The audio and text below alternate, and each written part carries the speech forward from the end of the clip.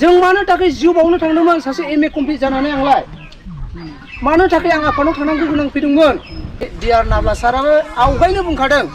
जोंखौ असमिया जाथिया सासे मानसिनि जुनै जोंखौ बायसिगोन एबा जोंखौ फानसिगोन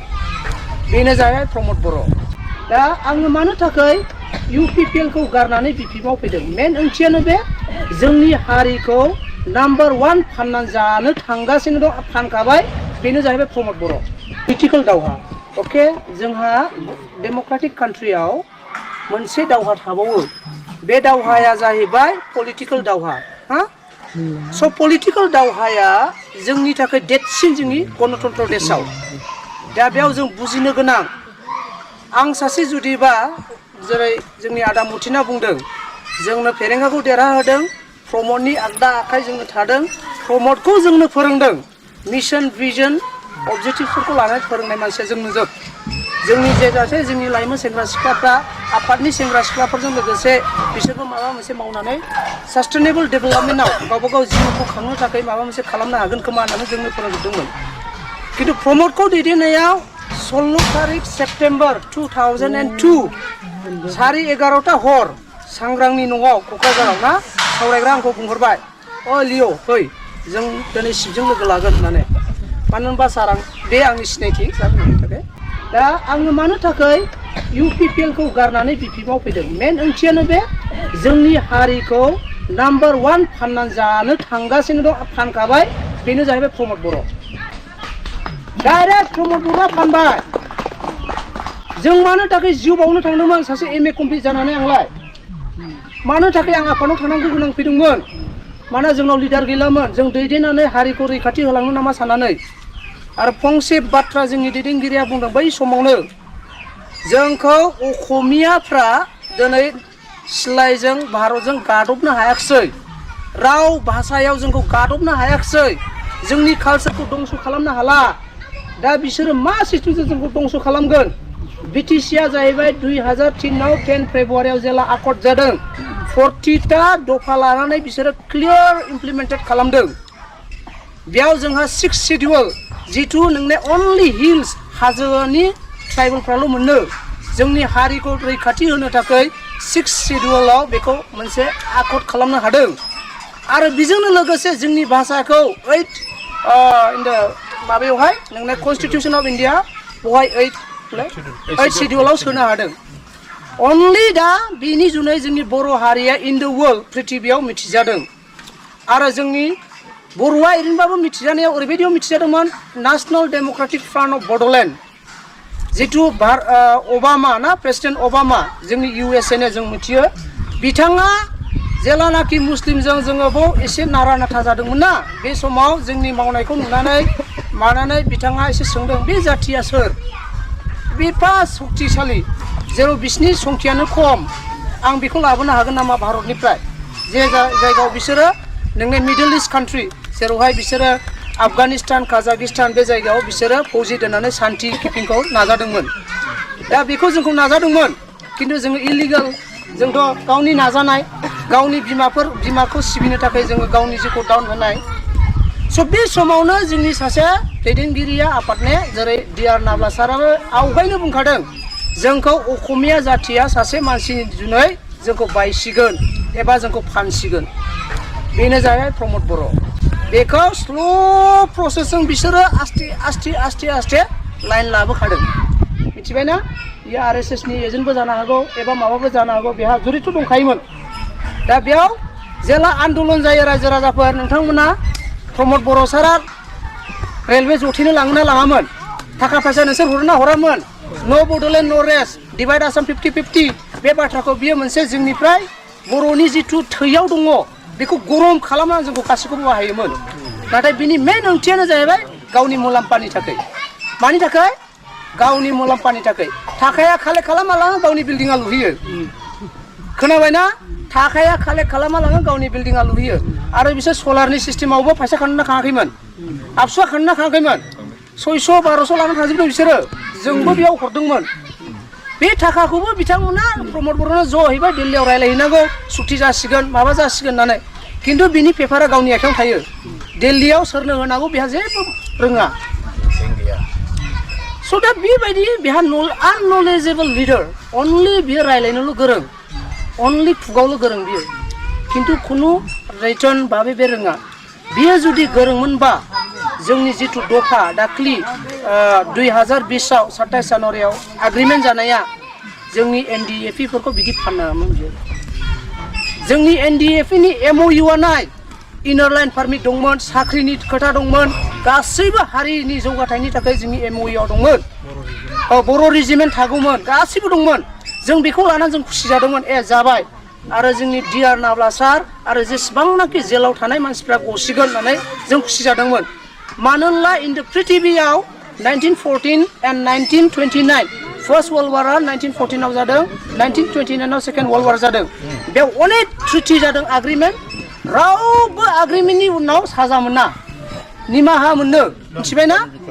दिनै जोंनि NDFE आ इन्टारनेसनेलि मिथिजानाय हिसाबाव गिजानाय मानिजानाय हिसाबाव बिथांमोननि एग्रिमेन्टआबो बिदि जानांगौमोन नाथाय प्रमद बर'मोननि मा होनोमोनलाय बियो गुबुंले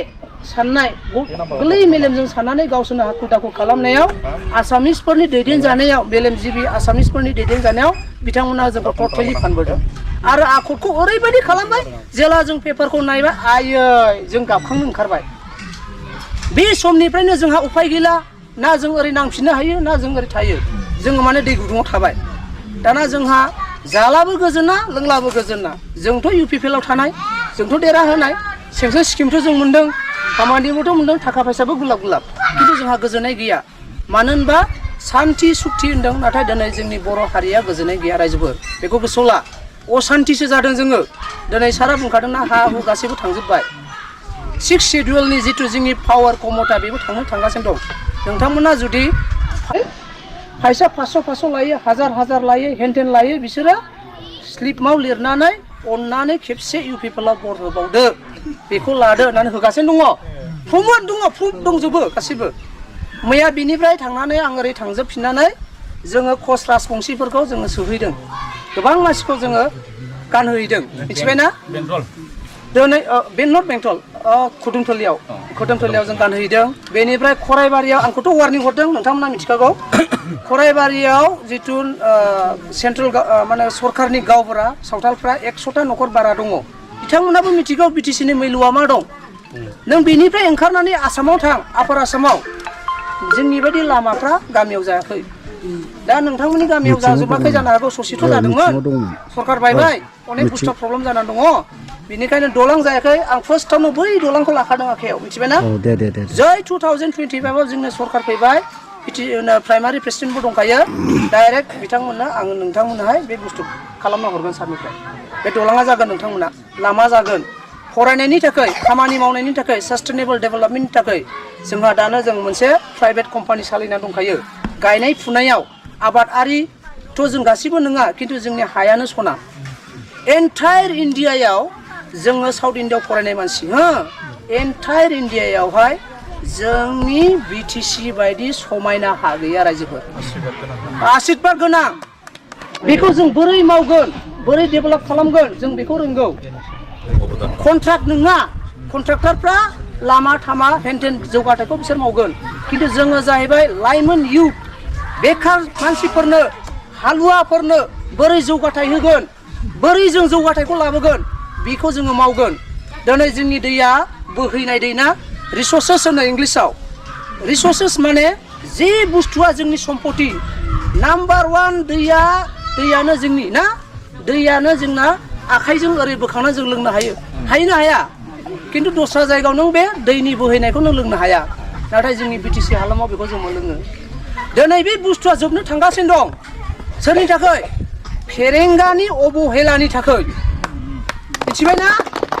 फेरेंगाया दिनै मोनबैसे समिल होदों दंफां हाखावग्रा मा इमप्लिमेन्ट होदों बियो मानसिफोरनो न'खर साख्रि होनो होनदों बिसोरो मा होदों दिनै जोंनि दंखानाय सम्पतिखौ हाग्राखौ दानफायनानैसो बिथांमोना दिनै समिल खुलिनानै हाग्राखौ फोजोबलांनो हमदों जुदि हाग्राया थायाबा जों दिनै थान्दा थानो मोनदोंना जोङो दुंहाव जाजोबगोन जे दै गोगो बोहैदों बे दैया राननो थांगासिनो दङ खोनासं बुहुमाव नेचारहा गासिबो कानेक्सन दंजोबो नांथाजोबो जुदि नोंथांमोना बे बुहुमखौ फोजोबना लायोबा जोंनाबो बेमार आजारा बांगोन दा जों जानायफोरखौबो जों मोजां मोनजानाय नङा जोंनि बे गयफ्राबो रानगोन जों थानायफ्राबो रानलांजोबगोन बिनिखायनो हाग्राया नांगौ दिनै फेरेंगानि आमोलाव जों बांसिन दंफां सिखाव नुदों बांसिन दंफां गोमादों बांसिन हाग्रा जोबदों बांसिन मिल नुदों जोङो होमबा फेरेंगा मा मोजां मावदों फेरेंगा मा मोजां मावदों बियो गोदै गिदिर बाथ्रा बुङो फेरेंगाया खिन्थु बिनि मोनसेबो बाथ्राया जेनुइन नङा जास्ट थगायजोबनायल' बियो मा दिनैहाय बिपिएमआव थांजोबदों गासै थगायग्रा लिडारफोर चन्दन ब्रह्म थांबाय बेबो हब मिनिस्टार जागोनल' होनो बेबो दिनै प्रमद बर' थांदों प्रमद बर'आथ' न'आव थांबाथाय जै गारिनिफ्राय बेस्थ' जायो फनावल' पाब्लिकजों रायज्लायनो टाइम गैया बेहा दिनै फेरेंगा बायदि न'आवबो थां सोरबा सासे माबा मोनसे बेहाय आंनि हिन्जावनो अमा मैयासो फानदों होननानै बियो बुङो रायहरो होमबा बोरै पाब्लिकनि मोजां मावनो रायजोफोर नंगौना नङा औ खिन्थु दिनैहाय हाग्रामा सारमोन थानायाव नोंथांमोनखौ सोङोमोन नामा सोरबा लोमजानाय थाङोबा सोंदोंमोन नामा बिथांमोना हेफाजाब हरदों थाइसेबाबो हरो गावनाव गैयाबाबो बेबस्था खालामना हरो दिनै जोंनि आथिखालाव बर'नि बिफाया जाहैबाय हाग्रामा सारा जोंनि बर'नि बिफा Intelligence Bureau' of India from दिल्लीनिफ्राय बिथाङा बुंदों बेयाव बिटिसि हालामाव जेला जों गन्दगल टाइमाव सार बिथाङा मावोमोन एन्टायर नर्थ इस्ट बे जोंनि नर्थ इस्ट सा सानजानि देशआव ट्राइबेलफोरखौ जोबथा अनग्रा मानिजाथाव